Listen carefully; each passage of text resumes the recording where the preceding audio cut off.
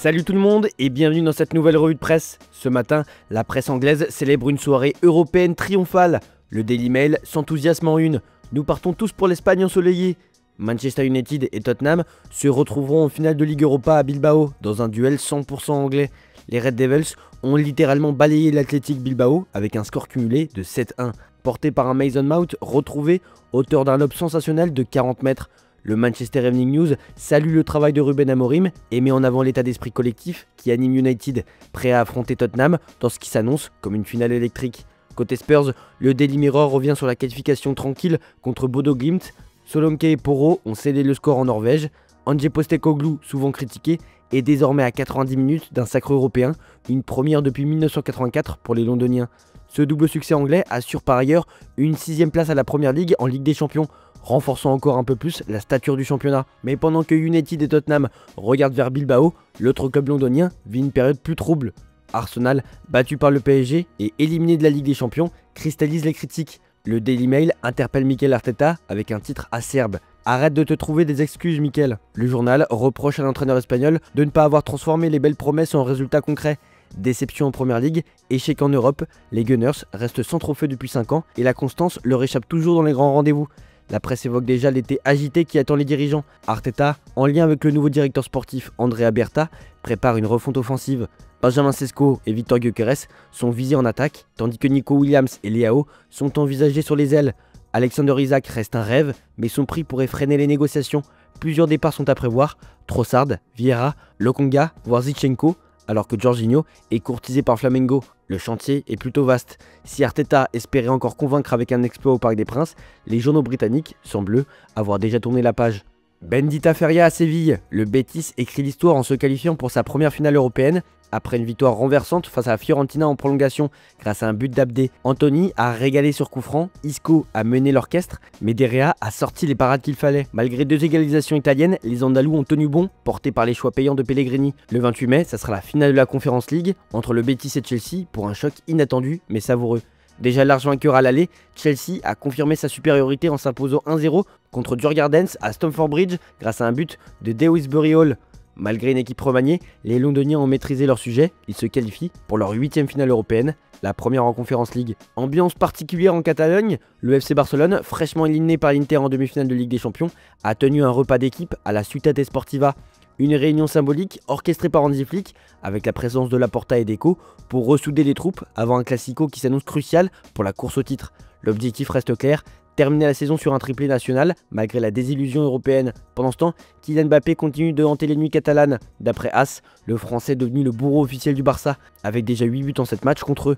Qu'il soit en rouge et bleu ou désormais en blanc, il affiche une moyenne impressionnante de 1,14 buts par match contre eux, surpassant même les standards de Cristiano Ronaldo dans les classicos. Ce dimanche, il retrouvera une équipe qu'il adore punir au moment le plus brûlant de la saison. Et comme avant chaque classico, Real Madrid TV sort les griffes. La chaîne du club madrilène a ciblé l'arbitre de la rencontre, Hernandez, qu'elle accuse d'un passif anti-Madrid flagrant.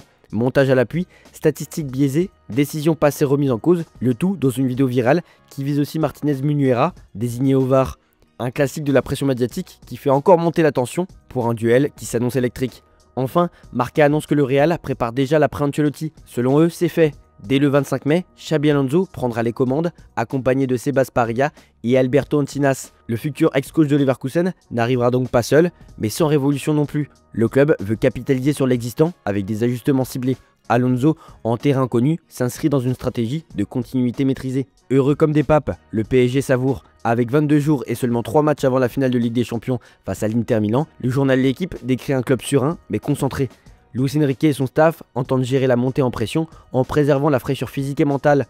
Le calendrier allégé est vu comme un atout à condition de garder l'intensité. En ligne de mire, un Inter Milan redoutable sur coup de pied arrêté et dans le jeu de haut but avec le duo Lautaro-Thuram comme menace numéro 1. Du côté de l'Allemagne, le regard a changé. Longtemps critiqué, Paris est désormais loué pour sa cohésion, son humilité retrouvée et son identité de jeu. Ballack, Heynckes, Matthäus, tous saluent le travail du staff parisien. Pour Matthäus, il n'y a plus d'ego surdimensionné et les maillots du PSG sont désormais bien vus dans les rues d'Outre-Rhin. Seul Uli Hoeneß continue d'attaquer le financement du club, mais l'opinion générale a basculé. Ce pari plaît. Et As résume le tournant. Paris s'est rendu à Luis Enrique. L'Espagnol, critiqué à son arrivée, est devenu la véritable star du projet. À 2 matchs d'un triplé historique, prolongé jusqu'en 2027, il a su transformer le PSG en machine à gagner avec un collectif fort, une identité claire et une série de 39 matchs sans défaite à l'extérieur. Loin des individualités écrasantes d'hier, Paris avance désormais comme un bloc et tout le monde le suit. Victor Osimhen à la Juventus de Turin, le Corriere dello Sport relance le feuilleton. Courtisé par plusieurs clubs, dont certains en Arabie Saoudite, Osimhen serait dans le viseur de la Juve qui tente une opération séduction via Cristiano Giuntoli. Le Napoli ne peut pas imposer sa clause de 75 millions d'euros en Serie A, ce qui laisse une marge de manœuvre à la vieille dame. Pour financer l'opération, la vente de Vlahovic est envisagée. Ademola Lookman est aussi suivi en cas d'échec sur le dossier Osimhen. Un mercato déjà sous tension à Turin.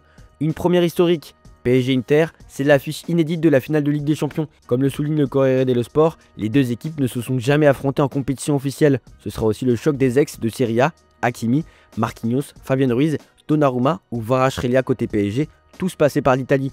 En face, l'Inter affiche un collectif solide, rompu aux joutes continentales. Luis Enrique, qui rêve de reproduire son triplé de 2015, affrontera un Simone Inzaghi affamé et stratège. La Gazzetta dello Sport détaille le plan de bataille de l'Inter.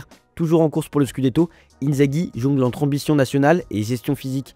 3 matchs, contre le Torino, la Lazio et Comme, précèdent la finale et l'effectif a été divisé en 3 groupes. Ceux à remettre à 100%, c'est-à-dire Lautaro Martinez, Pavard et Frattesi, ceux qui doivent être reposés, comme Thuram, Mkhitaryan ou Bastoni, et ceux qui doivent être ménagés prudemment, Di Marco, Acerbi et Dumfries.